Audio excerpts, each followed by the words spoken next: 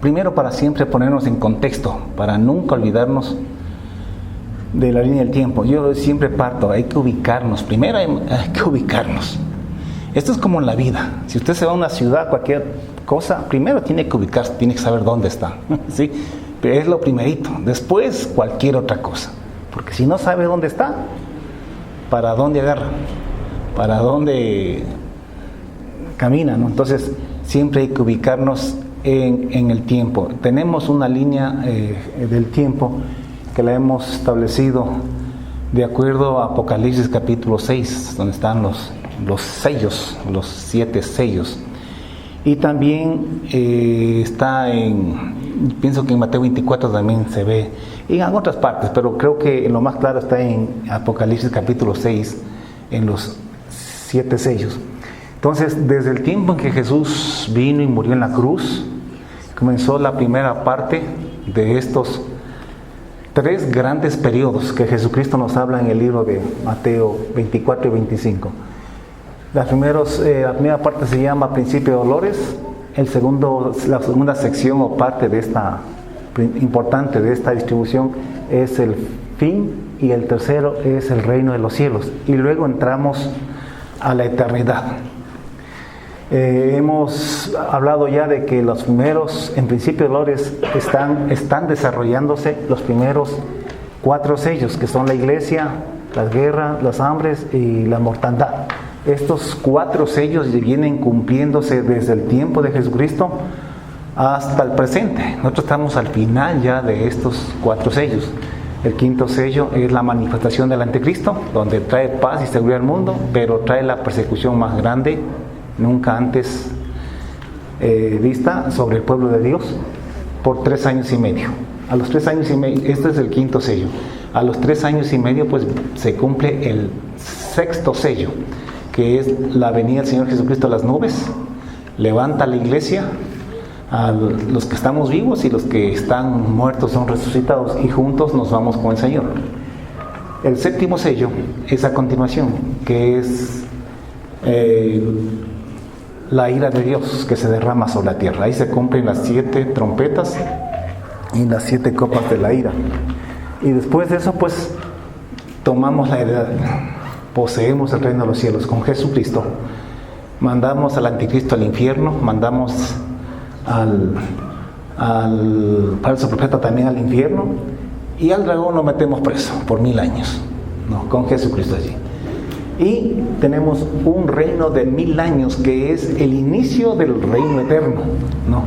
Porque al final de los 1000 años hay una rebelión que Dios la permite, el diablo es suelto, engaña a las naciones, se rebelan una vez más, y la última, y de allí pues ya el diablo es apresado y mandado al infierno, y todos los seres humanos tendrán que enfrentar un juicio, el juicio final delante de Dios, y de ahí unos van para la vida eterna y otros para la condenación eterna.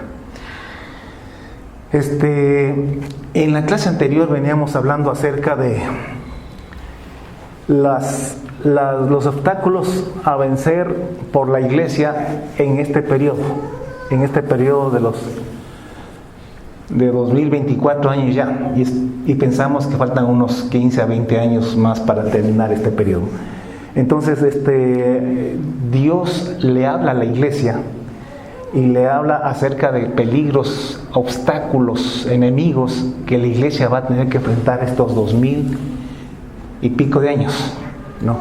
Y lo hace tomando como referencia a 7 iglesias locales de aquella época, y en ellas, pues a través de ellas Dios nos habla lo que va a pasar en realidad a toda la iglesia en todos los tiempos. Cada una de ellas representa un periodo. Sin embargo, una vez que aparecen, ninguna desaparece, todas continúan. Estas realidades continúan presentándose en la iglesia en diferentes partes del mundo, en unas de una manera, en otras de otra manera, pero estas cosas siguen sucediendo. Por ejemplo, los falsos apóstoles que había en Éfeso, estos todavía suenan. Lo que le pasó a Esmirna, que es la iglesia mártir, la iglesia que sufrió mucha persecución tanto interna como externa, eso sigue aconteciendo. En varias partes del mundo la iglesia es como la iglesia de Esmirna. Hay iglesias que están en la condición de Pérgamo, hay iglesias que están en la condición de Tiatira, asimismo de Sardis, de Filadelfia y Laodicea. Si nosotros estamos al final de estos 2020 y pico de años, entonces somos la iglesia de Laodicea, es la que nos representa a nosotros. Sin embargo, no dejan de existir las demás iglesias en diferentes partes del mundo. Sin embargo, en términos generales podríamos decir que la iglesia que nos representa es la iglesia de Laodicea. Entonces, hablamos acerca de los obstáculos que la iglesia tenía que enfrentar, entre ellos los falsos apóstoles que se habla en Éfeso, las obras y la doctrina de los nicolaitas, que también se habla en Éfeso y también en Pérgamo, la tribulación de la pobreza y la blasfemia de los falsos cristianos que se habla en Esmirna, la persecución interna y externa en Esmirna, la unión de la iglesia con el Estado que se presentó en Pérgamo, el balamismo, la comercialización de la fe que también se habla en Pérgamo, el jezabelismo, la gracia convertida en libertinaje que se habla en Tiatira, la hipocresía en la iglesia de Sardis y la tibieza espiritual en la iglesia de Laodicea.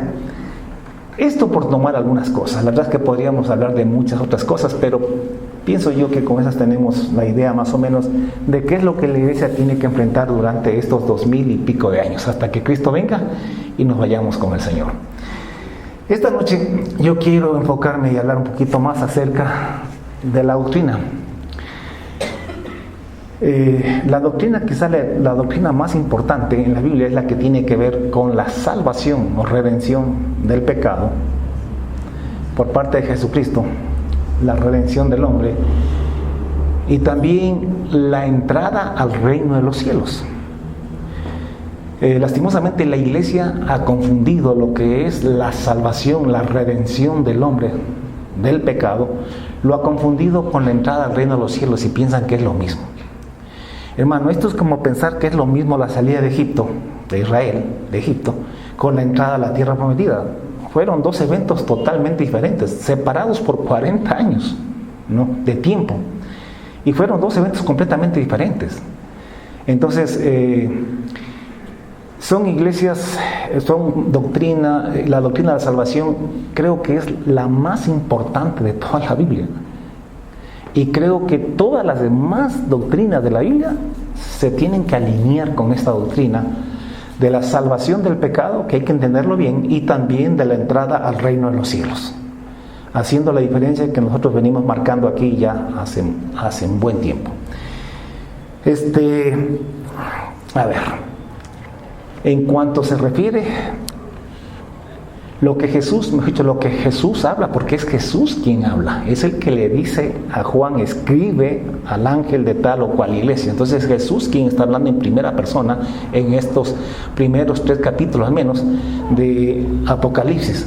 Es Jesús quien dice, escribe al ángel de la iglesia, porque dice, el que tiene las 7 estrellas en su diestra y el que anda en medio de los 7 candeleros dice esto, ¿no? Escribe a la iglesia de Éfeso y dile esto. ¿Y quién es ese que tiene las 7 estrellas en su diestra y que camina en medio de los 7 candeleros? Es Jesucristo. Eso nos dice Apocalipsis capítulo 1, el mismo Juan. Entonces, Jesucristo, y pónganme atención, en Apocalipsis prácticamente no se habla mucho de la gracia, solo se habla de obras, y ya lo vamos a probar un poquito más. Y no porque Jesucristo o Apocalipsis o Juan, qué sé yo, no estén de acuerdo con la doctrina de la gracia, la salvación por gracia, sino porque se está dando un mensaje a la iglesia que ya está salva, que se supone que ya fue redimida y fue rescatada. Entonces se le habla a la iglesia. Es como hablarles a ustedes. Yo que a ustedes no debería hablarles de arrepentimiento, de que crean en Jesucristo. No debería hablarles de eso, de que se hagan cristianos esta noche, porque se supone que ustedes ya son cristianos, ya son bautizados, ya asisten a la iglesia, ya son hijos de Dios. Entonces a ustedes tengo que hablarles otras cosas.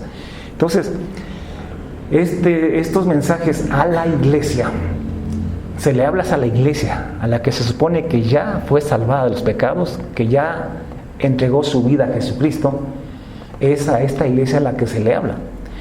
Y Jesucristo lo que hace es hablar de obras. Ahora, yo sé que esto incomoda a muchísima parte de la iglesia.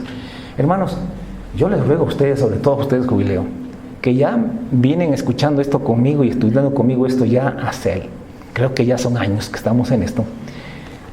Por favor, tengan fe, tengan confianza en esta enseñanza. Oren a Dios, pidan sabiduría a Dios, discernimiento al Espíritu Santo, lean la Biblia y asegúrense de que lo que estoy enseñando es Biblia y está correcto. Pero a partir de eso yo les digo que tengan confianza, hermanos. Créanme, yo amo a Dios. Yo por nada del mundo enseñaría una herejía sabiendo que Dios me tomará cuentas a mí y que nosotros los que enseñamos recibiremos mayor condenación. Yo he orado, yo sé que en algunas cosas me voy contra corriente, hablando de la misma iglesia evangélica. Enseño quizá alguna que otra cosa contraria a lo que la mayoría de la iglesia protestante enseña. Siempre hay excepciones, siempre Dios tendrá gente como yo en algunas partes del mundo donde haya gente que se atreva a hablar como hablamos, pero hablando en términos generales no es así. La iglesia confunde la salvación, hacen una sola de la salvación del pecado con la entrada al reino de los cielos. Hacen una sola, y cuando usted mezcla eso no tiene sentido. La Biblia, usted se pierde en la Biblia. Porque por un lado le dice que es por gracia, sin las obras de la ley, y por otro lado le dice que es por obras y no solamente por la fe. Por otro lado, Jesucristo dice, heredad el reino de los cielos, hablando del juicio que Él va a hacer, heredad el reino de los cielos, bendito sea mi Padre, porque cuando tuve hambre me diste de comer. O sea, le habla de obras, le dice que por cuanto obraron bien es que van a entrar al reino de los cielos. Entonces, si usted no separa esto de la salvación del pecado, de la redención del pecado, hecha por Jesús en la cruz, con su sangre, no la separa con la entrada al reino de los cielos, que es otro evento, que ya no es por gracia, sino por obediencia, por santidad y por obras, entonces no tiene sentido. Yo le emplazo, le desafío a cualquier persona que me escuche en cualquier parte del mundo, que estudie y que se fije, que ponga atención. Cada vez que lea que la salvación es por gracia, usted va a encontrar que siempre se refiere a la salvación del pecado. Siempre. Cuando Pablo dice en Romanos 3, concluimos pues que el hombre es justificado por la fe sin las obras de la ley. Si usted estudia desde los capítulos anteriores, usted va a encontrar que Pablo está hablando acerca de creer en Jesús. Primero habla de los paganos, que ellos no creen en Dios ni tienen ley, y pecan sin ley y sin ley serán condenados. Pero luego habla de los judíos que no creían en Jesús y que rechazaban a Jesús y que se apoyaban en la ley, que pensaban que podían cumplir la ley y que cumpliendo la ley se iban a salvar, iban a poder ser salvos. Y Pablo dice, no señores, no es así la cosa. Sin Jesucristo no puede haber salvación, así tengas la ley, porque sin Jesús tú no puedes cumplir la ley. Necesitas ser resucitado, ser nacido de nuevo en Jesucristo, ser justificado en Jesucristo, para que por medio de la fe en Jesucristo tú puedas cumplir la ley. Entonces Pablo concluye, después de decir de que tanto judíos como gentiles están bajo pecado, porque si no tienen a Jesús es imposible que puedan dejar el pecado. Pueden ser hipócritas pero no santos. Entonces se necesita a Jesucristo para realmente poder obedecer a Dios de corazón y ser íntegros y no hipócritas, cumplir la ley de Dios tanto por afuera como por adentro, pero eso es mediante la fe en Jesucristo. Entonces Pablo concluye y dice, concluimos pues que el hombre es justificado en Romanos capítulo 3, casi al final, justificado por la fe sin las obras de la ley. Pero ahí mismo, unos 3 versículos más abajo, él dice, luego, por la fe, invalidamos la ley. O sea, después de decir que por gracia somos salvos, y por la fe, y no por las obras de la ley, luego dice, esto quiere decir que porque ahora que somos salvos por gracia, por la fe, ya no tenemos que cumplir la ley. Y él mismo responde, dice, en ninguna manera. Más bien confirmamos la ley. En otras palabras, Dios nos salvó por gracia para que podamos cumplir la ley, la voluntad de Dios para ser santos. Ahora, esto es sencillo, yo lo vengo explicando, pero hay que explicarlo cuantas veces sea necesario. La ilustración para entender esto está en Efesios 2, donde Pablo dice que por gracia somos salvos por medio de la fe.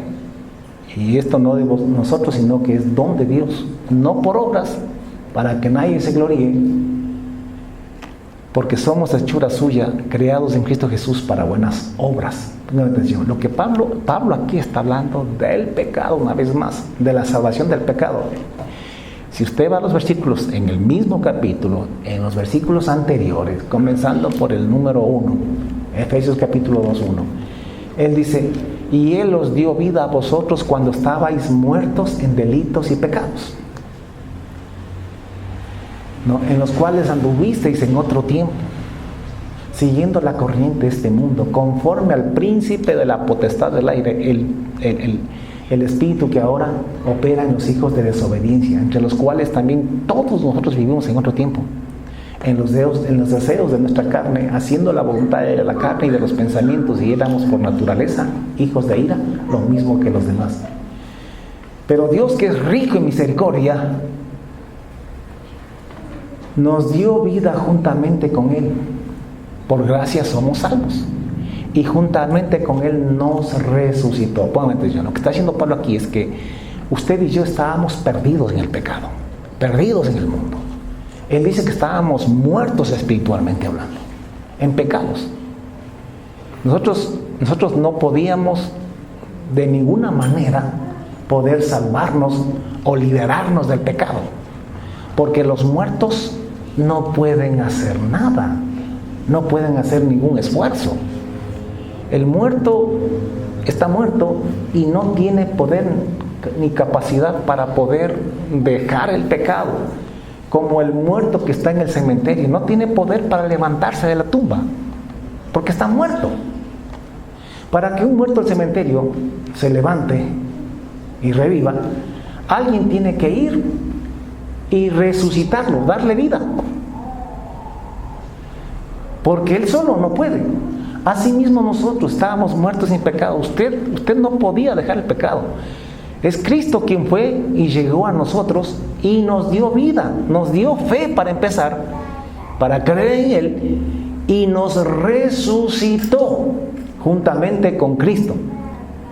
Y asimismo nos hizo sentar en los lugares celestiales para mostrar en los siglos venideros, con Cristo, para mostrar en los siglos venideros las abundantes riquezas de su gracia en su bondad para con nosotros los que creemos en Cristo Jesús. Y ahí es que dice, porque por gracia sois salvos. ¿Salvos de qué? De los delitos y pecados donde estábamos. No por obras, claro, no fue por obras que nosotros creímos en Jesús y nos dio vida, no, o sea, fue por la gracia y la sola gracia de Él. No por obras para que nadie se gloríe, pero escucha lo que dice a continuación. Porque somos hechura suya, creados en Cristo Jesús, para buenas obras, para que anduviésemos en ellas, que Dios preparó de antemano para que anduviésemos en ellas. Pongan atención. Si usted resucita a una persona en el cementerio, es para que viva, es para que haga, para que vaya a trabajar. O sea, ¿me entienden? No para que siga sin hacer nada como muerto, sino que ya se ponga a trabajar, que haga las cosas como es debido, porque ya está vivo. Cuando estaba muerto, bueno, estaba muerto, o sea, se entiende que no pueda obedecer a Dios y que no puede hacer nada. Pero ya una vez vivo, una vez teniendo a Jesucristo en su corazón y teniendo al Espíritu Santo, teniendo vida de Dios, tiene que obedecer, tiene que hacer la voluntad de Dios. Ahora, una vez ya resucitados, habiendo nacido de nuevo, teniendo vida en Cristo Jesús, no tenemos excusa para no obedecer a Dios, para no hacer su voluntad. Jesucristo, hablándole a la iglesia, hablando a la iglesia, a la gente que ya está en la iglesia, que ya somos salvos, que ya estamos resucitados, que ya tenemos vida espiritual. ¿Sabe usted que en Apocalipsis 2 y 3, en los mensajes a las 7 iglesias, Jesús a todas les dice: yo conozco tus obras? ¿Qué quiere Dios ver en nosotros? Obras. Y al final dice: al que venciere, heredará el reino de los cielos. Y lo dice de diferentes maneras a cada una de las iglesias. Porque si ya tienes a Cristo, todo lo puedes en Cristo que te fortalece. Si estás en Cristo, eres nueva criatura. Ya no estás muerto en delitos y pecados. Así como Israel, una vez sacados al desierto, ya no estaban en Egipto, ya no estaban bajo el dominio, el control de Faraón y de los egipcios. Ya no tenían que adorar a los dioses egipcios, ya no tenían que hacer ni cumplir con las costumbres egipcias. Ya eran libres. Ahora tenían que obedecer a Dios. Por eso es que Dios les dice, apenas los sacó, a los 3 meses los llevó y estaban parados frente al monte Sinaí. Y Dios desde la montaña les hablaba. Y a través de Moisés les decía muchas cosas. Y le dijo a Moisés: diles que ellos han visto cómo yo los liberé de la esclavitud. Diciendo, traduciendo eso a nuestro contexto, es como que si yo dijera: ustedes han visto cómo yo los saqué del pecado. Algunos eran borrachos, algunos eran mujeriegos, algunos eran envidiosos, otros eran mentirosos, calumniadores, etc. Pues yo los libré, los salvé de esos pecados, los hice libres para que ya no los dominen más. Y ahora que ya son libres, vamos a hacer un pacto. Y si ustedes guardan mi pacto, o sea, guardan mis mandamientos, entonces ustedes serán mi pueblo y yo seré su Dios.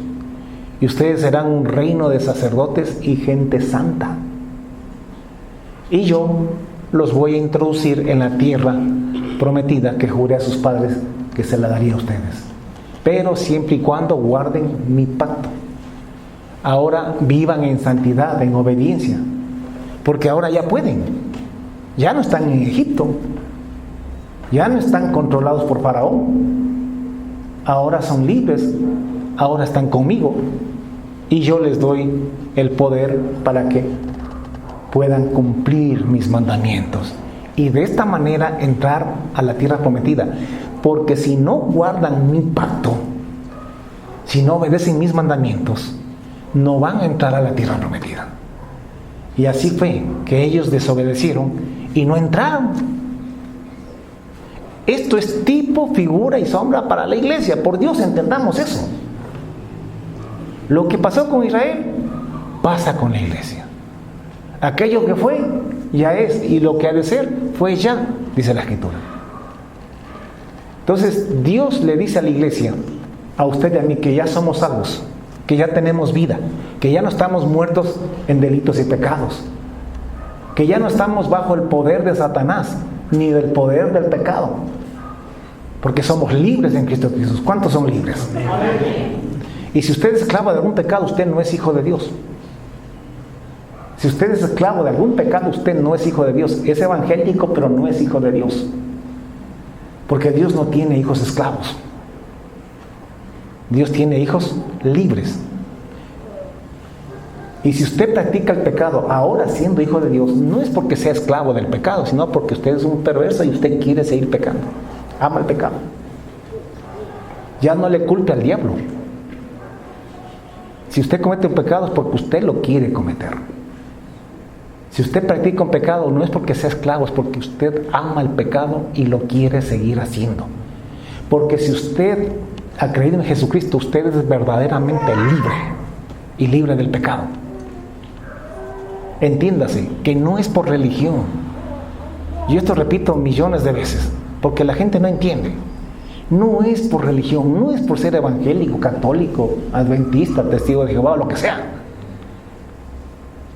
Es por que usted es libre del pecado, o sea, usted no comete el pecado. Por eso es que Juan dice: hijitos, nadie os engañe. Por Dios, hermano, no se deje engañar de tantos teólogos, de tanta gente, tantos pastores.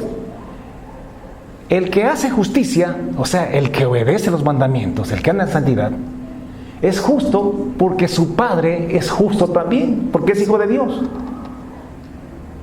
Pero el que practica el pecado es hijo del diablo, porque su padre, el diablo, peca desde el principio. Entonces, nadie les engañe. Porque para esto vino Jesús, apareció el Hijo de Dios, vino al mundo Jesús.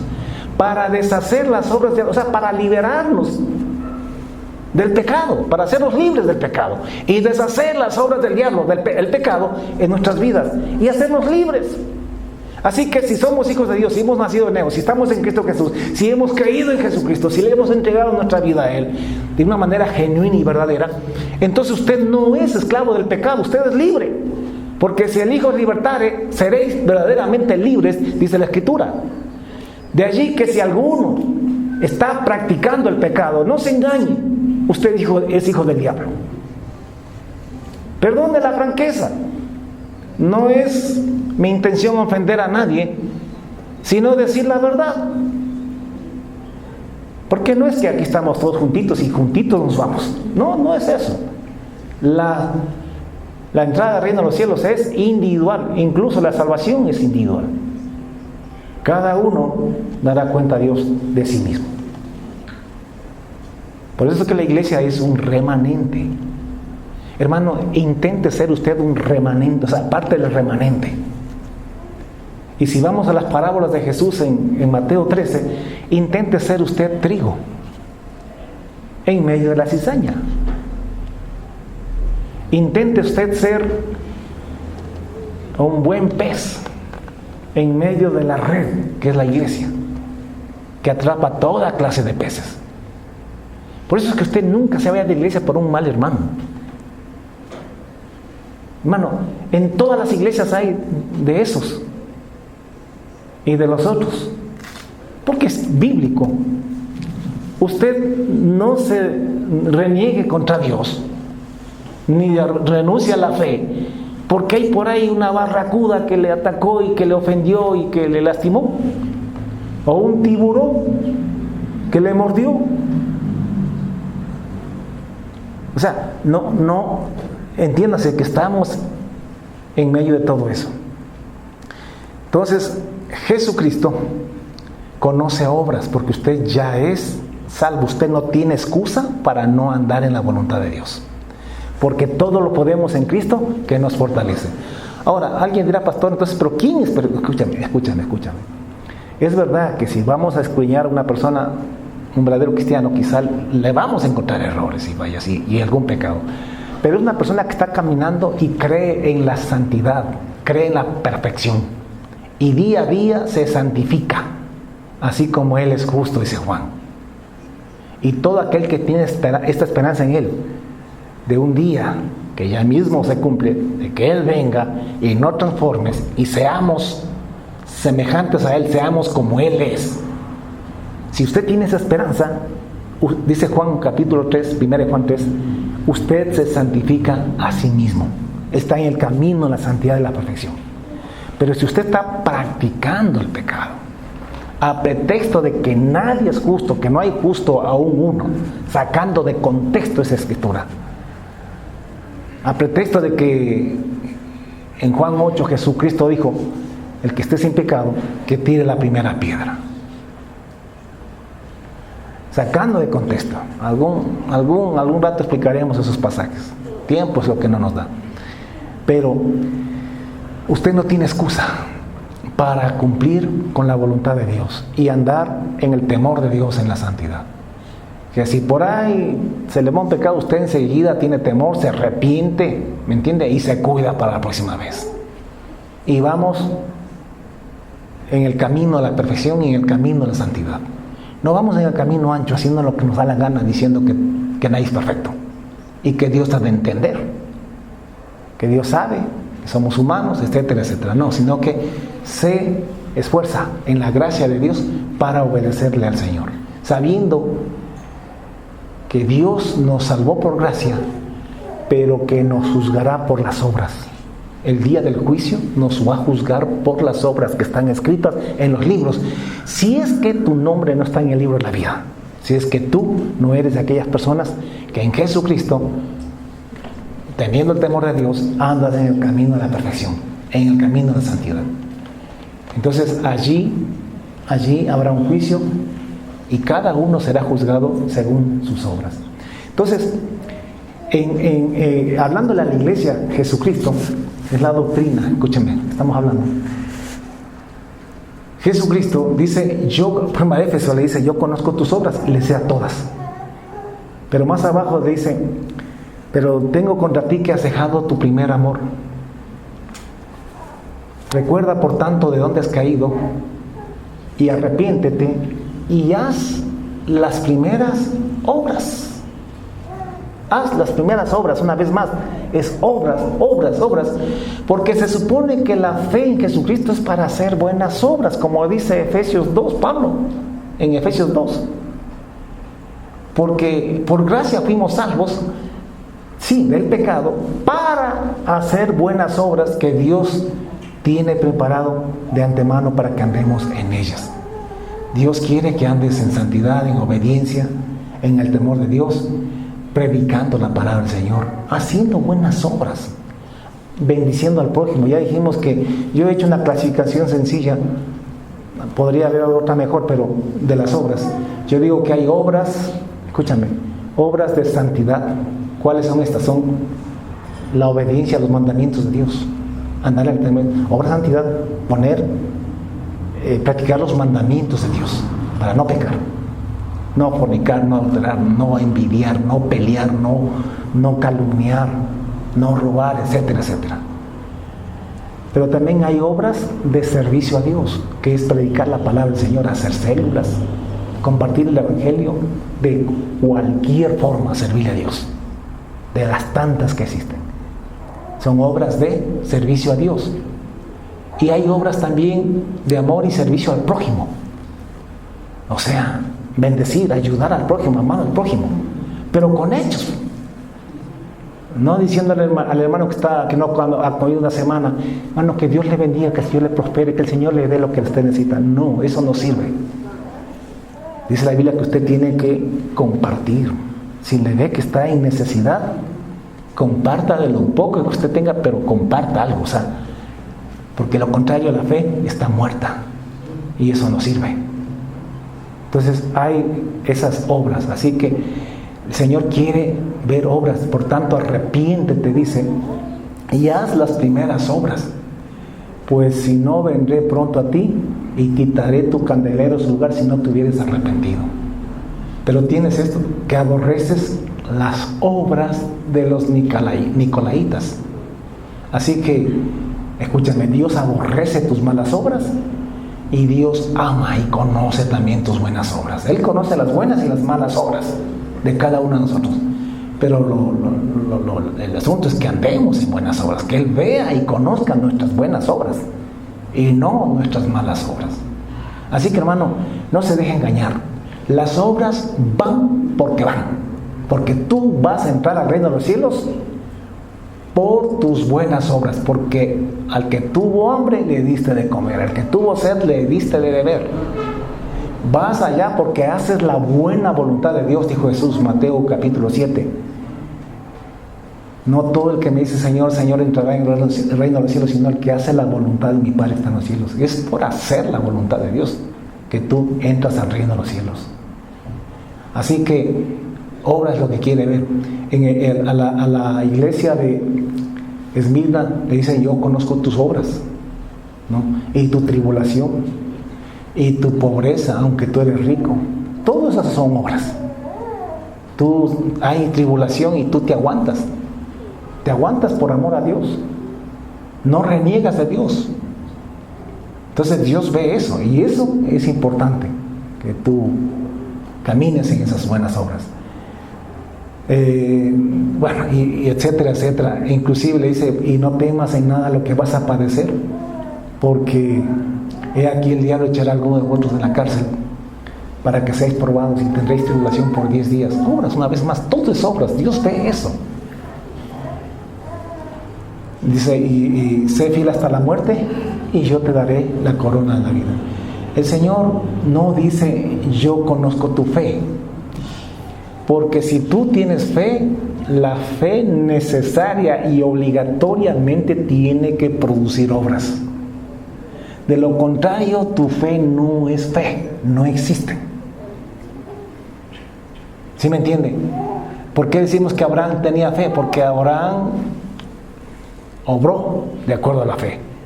Creyó que Dios le iba a dar descendencia innumerable, y cuando Dios le dijo que tome a su único hijo, por medio del cual se suponía que iba a tener la descendencia, y le dijo: tómalo y sacrifícamelo. Y Abraham le creyó a Dios. ¿Qué le creyó a Dios? De que aunque muriera su hijo Isaac, la promesa de tener descendencia innumerable se cumplía, porque se cumplía. Que si Dios tenía luego que resucitarlo de los muertos a Isaac para cumplir la promesa, lo haría, porque es Dios. Por eso es que Abraham es un hombre de fe. Así que si tú crees en Dios, tú tienes también que obrar de acuerdo a la palabra de Dios. Entonces le dice: sé fiel hasta la muerte, y yo te daré la corona de la vida. A la iglesia de Pérgamo le dice: yo conozco tus obras y dónde moras, donde está el trono de Satanás, donde hay persecución, donde mataron a mi siervo, que no me acuerdo el nombre ahorita. Mataron a mi siervo, donde mora Satanás, pero no has negado mi nombre y has guardado mi fe. Entonces, una vez más, obras, no solamente fe, porque se supone que si tú tienes fe en Jesucristo, si tú fuiste salvo por gracia y ya tienes a Jesús y estás vivo, tienes vida eterna en ti, entonces tienes que obrar de acuerdo a la palabra de Dios. Y Dios quiere ver obras.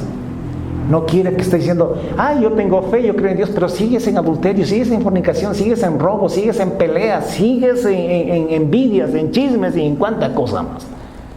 Y diciendo que tienes fe. Y Dios dice: no, yo quiero ver obras, porque si tienes fe, tienes que tener obras. Y punto. Yo conozco tus obras. Y le sigue diciendo, ¿no?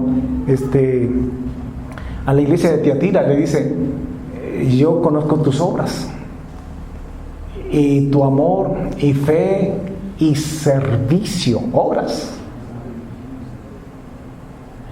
Y que tus obras postreras son más numerosas que las primeras. Una vez más, obras. Yo veo que tus obras cada vez son más abundantes, es así. Cada vez tus obras, desde que comenzaste la vida cristiana, han ido aumentando. Cada vez haces más cosas buenas. Y yo conozco tus obras, porque Dios te va a recompensar de acuerdo a tus obras, y te va a condenar también de acuerdo a tus obras. Es que es normal, pues. Si usted tiene una empresa, usted paga de acuerdo al trabajo. Al que trabaja más, le paga más. Si trabaja menos. Y si alguno no trabaja nada, no le pagas nada.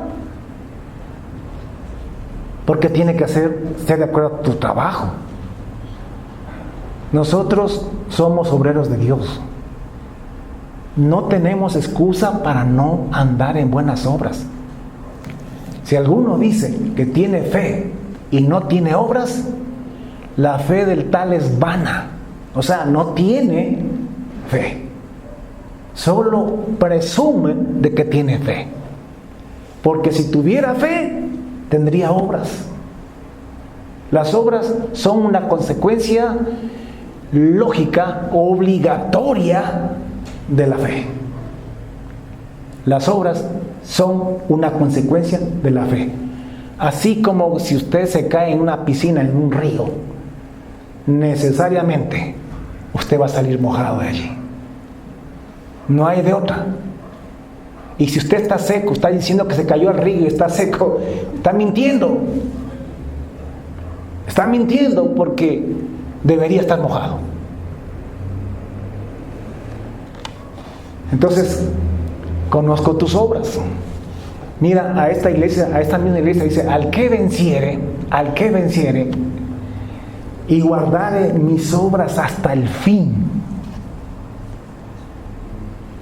Y guardare mis obras hasta el fin. Mira, al que venciere y guardare mis obras, yo le daré autoridad sobre las naciones. O sea, reinará conmigo en la heredad, y las regirá con vara de hierro, y serán quebradas como vaso de alfarero, así como también yo he recibido la autoridad de mi Padre para reinar sobre las naciones, y le daré la estrella de la mañana. Entonces, obras.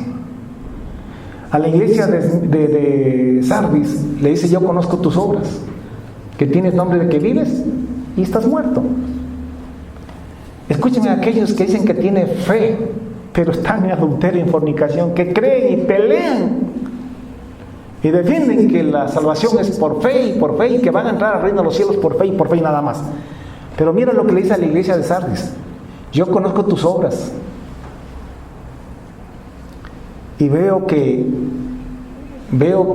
tienes nombre solamente de que vives y estás muerto.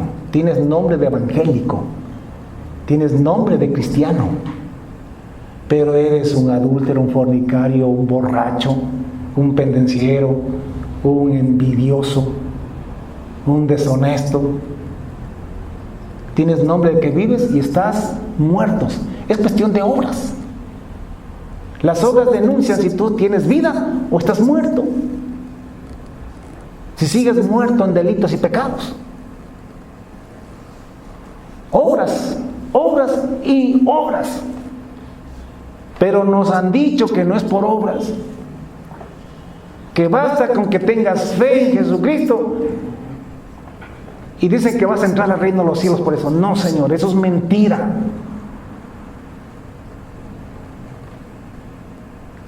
Por fe somos salvos. Y si es que pusiste la fe genuina y verdaderamente en Jesucristo, tú debes ahora estar libre del pecado. Porque si sigues practicando el pecado, nunca fuiste libre, nunca fuiste salvo del pecado.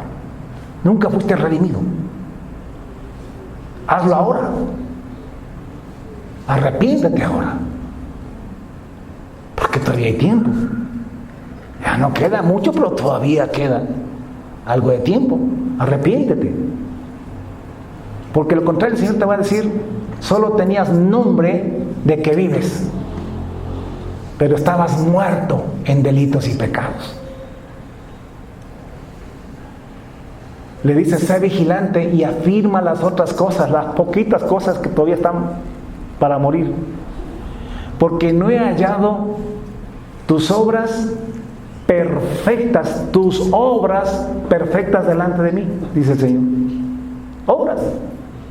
Por eso que usted, en Apocalipsis, usted no le encuentra a Jesús hablando de la fe tanto. O el libro de Apocalipsis. Te habla solamente de obras. Porque, escúchame, no es que se niegue la fe. Lo que pasa es que si tienes fe, necesariamente tienes que estar obrando. Tienes que estar haciendo las cosas bien. Así que, pon atención a tus obras. A cómo andas, cómo vives.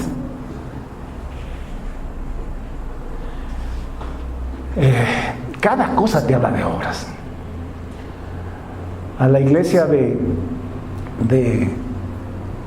Filadelfia, igual dice, yo conozco tus obras.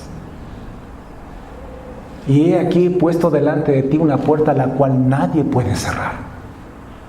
Porque aunque tienes poca fuerza, has guardado mi palabra y no has negado mi nombre. Acuérdate pues, no, ahí no es así. He aquí, yo traigo de la sinagoga de Satanás a los que se dicen ser cristianos y no lo son. Y he aquí, yo haré que se postren delante de ti y reconozcan que yo te he amado. Por cuanto has guardado la palabra de mi paciencia, yo también te guardaré de la hora postera, de la hora de la prueba que ha de venir sobre el mundo entero, para probar a los que moran sobre la tierra. ¿Cuál es esa hora? Esta, el día de... Siempre y cuando guardemos su palabra. ¿Y qué es guardar su palabra? Es guardar sus mandamientos. Es guardar lo que Él ha dicho que hagamos. Es guardar el no pelear, el no adulterar, el no fornicar. Es guardar el no envidiar. Obras. Eso es guardar la palabra de Dios. Porque decir que yo creo en Dios hasta el diablo. Hasta el diablo y los demonios creen que Dios existe y hasta tiemblan en su presencia. Entonces aquí la cuestión es, claro que hay que creer en Dios. Primero la fe va delante de las obras, pero si hay fe, tiene que haber obras. Y se acabó. Yo no sé si esto es difícil de entender, hermano. Pregunto, ¿sí se comprende? ¿Sí tiene sentido lo que estoy predicando?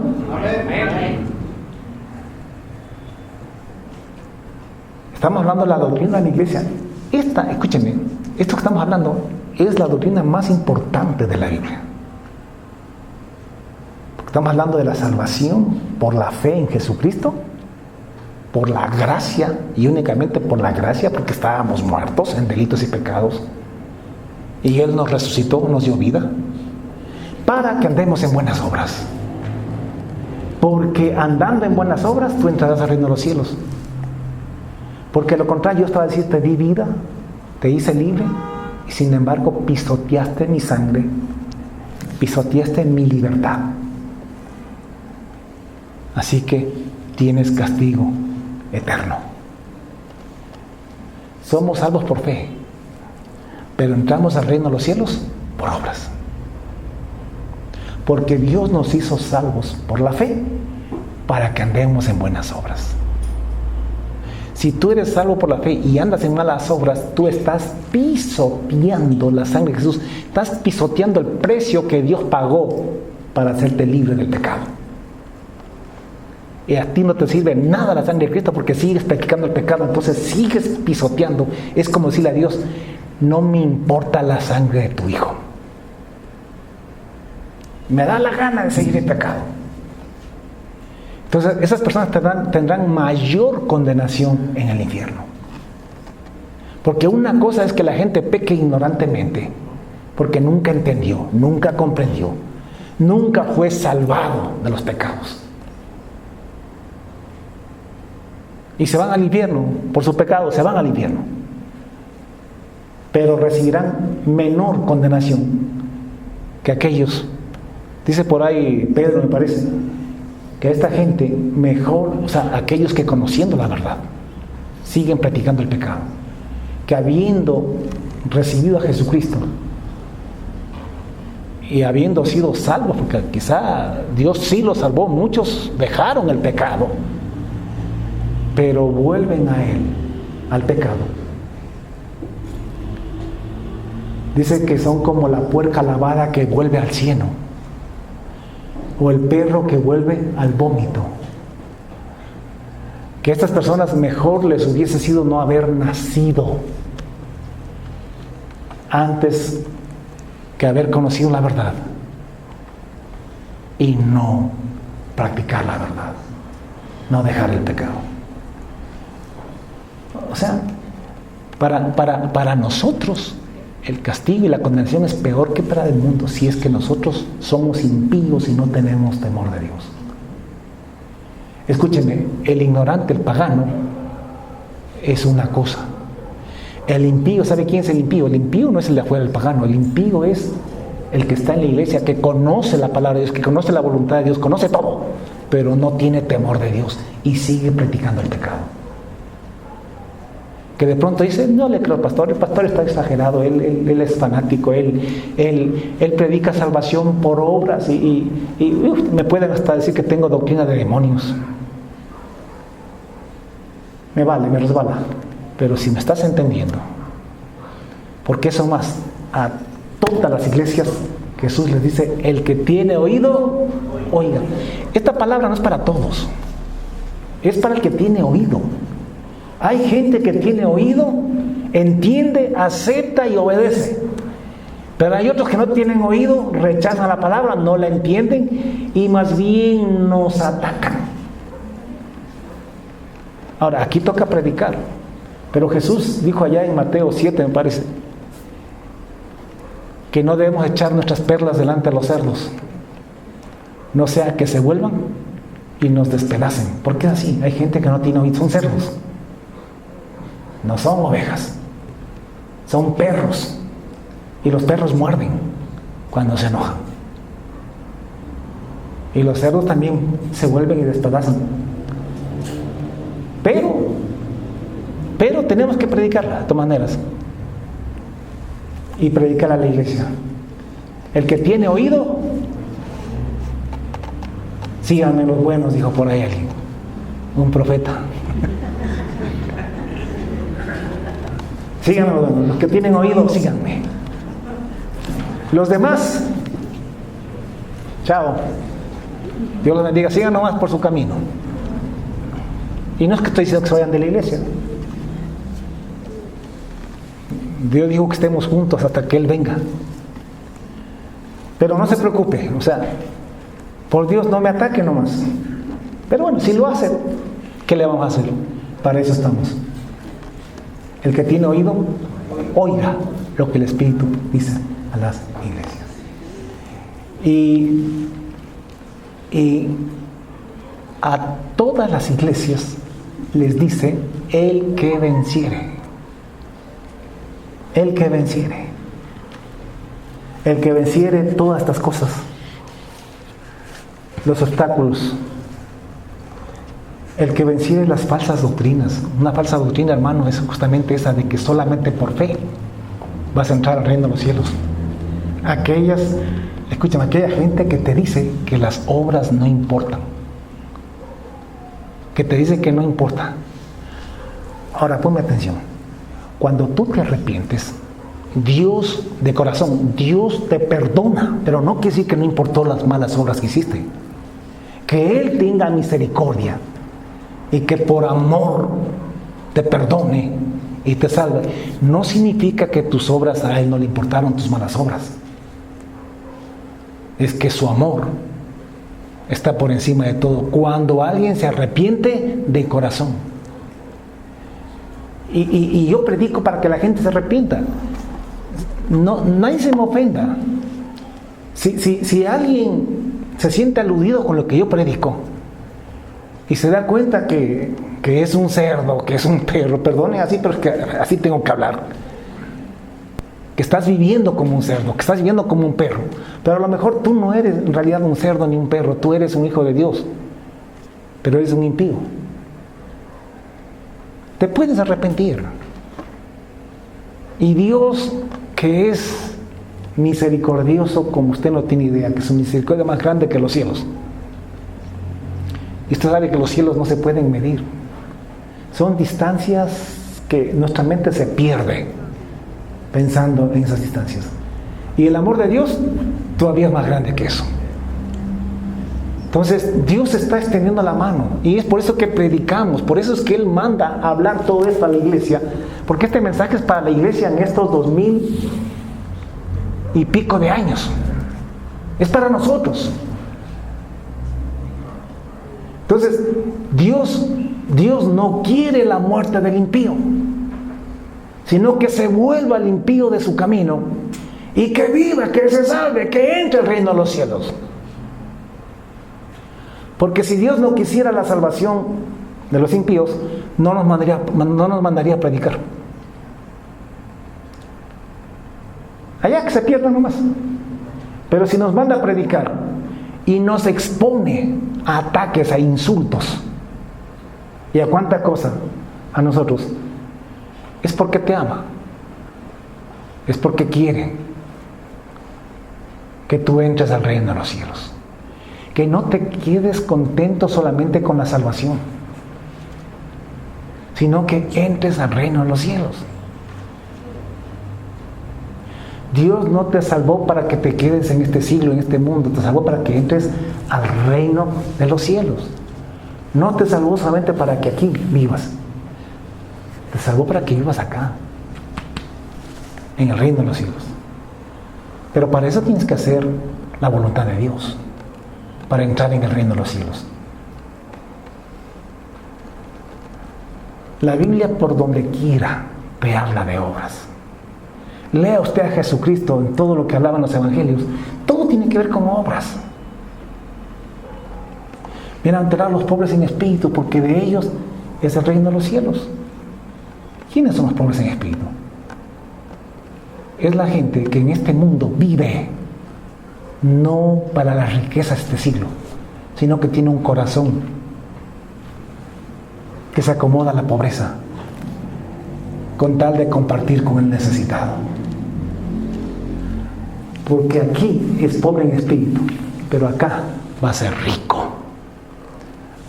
Pobre en espíritu, quiere decir, te repito una vez más, quiere decir que en su corazón no anhelan las riquezas en este siglo, sino que anhelan las riquezas acá. Bienaventurados que tienen hambre y sed de justicia, obras. Bienaventurados los misericordiosos. ¿Qué es hacer misericordia? Tener compasión y tener obra, hacer obra por alguien que la necesita, etcétera, etcétera, etcétera. Él dijo, no se enciende una luz y se pone debajo de un almud, sino sobre el candelero y alumbra a todos los que están en casa. Así alumbre vuestras buenas obras delante de los hombres, y que glorifiquen a mi Padre que está en los cielos. La gente no glorifica a Dios por tu fe, glorifica a Dios por tus obras, o maldice a Dios por tus obras. A ellos no les importa lo que tú crees, sino que les importa lo que tú haces. ¿Sí me entiende? Obras. La gente no glorifica a Dios porque tú dices, yo tengo fe en el Señor y tengo una gran fe, pero te ven que estás viviendo en adulterio, que estás viviendo en borracheras, te ven que eres un mal hablado. Entonces ahí ellos se olvidan de tu fe y maldicen a Dios por tus malas palabras. Y lo maldicen a Dios porque cuando nos maldicen a nosotros están maldiciendo a nuestro papá. Así son estos tales y cuales, ¿sí? Por eso yo no voy a la iglesia. Pero si ellos ven que tú cambiaste en el barrio, que tú eres diferente, o si en el trabajo las personas dicen, este compañero es diferente a todos, este no anda queriendo conquistar a todas las muchachas del trabajo, trata con respeto, es muy delicado, no se le ve la mirada sucia, no tiene el tonito por ahí de Don Juan, sino que todo habla como es de bien. Entonces dicen, cuando tú le quieres hablar de Dios, te respetan por lo menos y te escuchan. Pero si te ven así como que un Don Juan exactamente. ¿Tú crees que te van a querer escuchar? Entonces, obras por todos lados. Jesús, es que todo es obras. Yo no estoy inventando esto, la Biblia lo dice. Con eso termino. Jesús les dijo, oíste que fue dicho, no cometerás adulterio. Pero yo digo que cualquiera que mira a una mujer para codiciarla, ya adulteró con ella en su corazón. Obras. Por tanto, si tu ojo derecho te es ocasión de caer, sácalo y échalo de ti, pues mejor te es que se pierda uno de tus miembros, sino que todo tu cuerpo sea echado en el infierno. ¿Quiénes se van al infierno? Los adúlteros. Obras. ¿Y quiénes van al reino de los cielos? Igual, los que hacen buenas obras. Entonces, hermano, al revés y al derecho, las obras cuentan porque cuentan. Las obras hablan de tu fe. Si son buenas obras, hablan de tu fe genuina y verdadera en Dios, en Jesucristo, de que has nacido de nuevo, de que eres una nueva criatura. Pero si son malas obras, hablan de ti que eres un hijo del diablo. En esto se conocen, dijo Juan, los que son hijos de Dios y los que son hijos del diablo. Y no lo digo para que esté juzgando a los demás, sino para que usted mismo se juzgue. En esto se conocen, en esto se manifiestan los hijos de Dios y los hijos del diablo. El que no hace justicia, el que no obedece los mandamientos de Dios y no ama a su hermano, no es hijo de Dios. Así sea evangélico, así está en la iglesia. No importa de qué religión sea, las religiones son inventos de los hombres. Dios no creó ni inventó ninguna religión.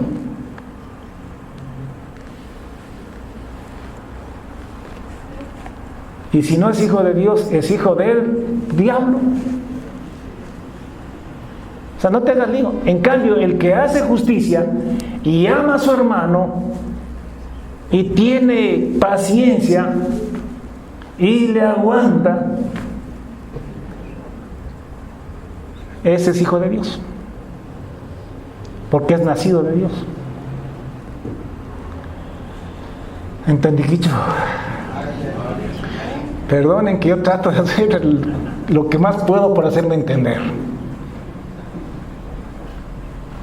porque quiero agradar a Dios. Yo quiero escuchar un día que Dios me diga, bien, buen siervo y fiel.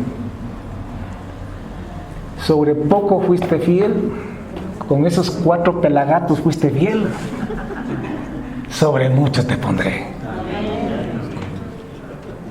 Amén.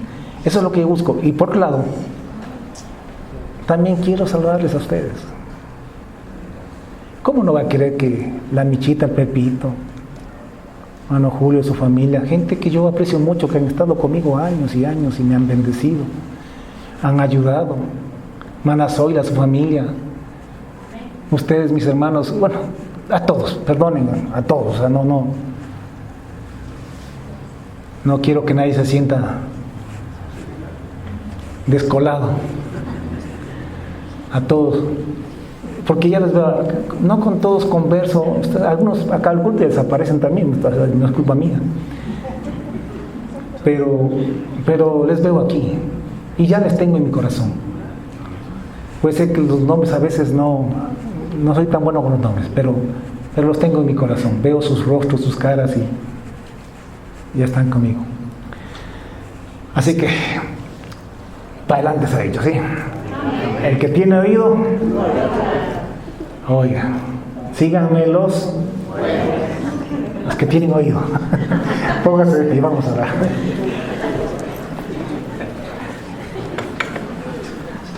Oremos.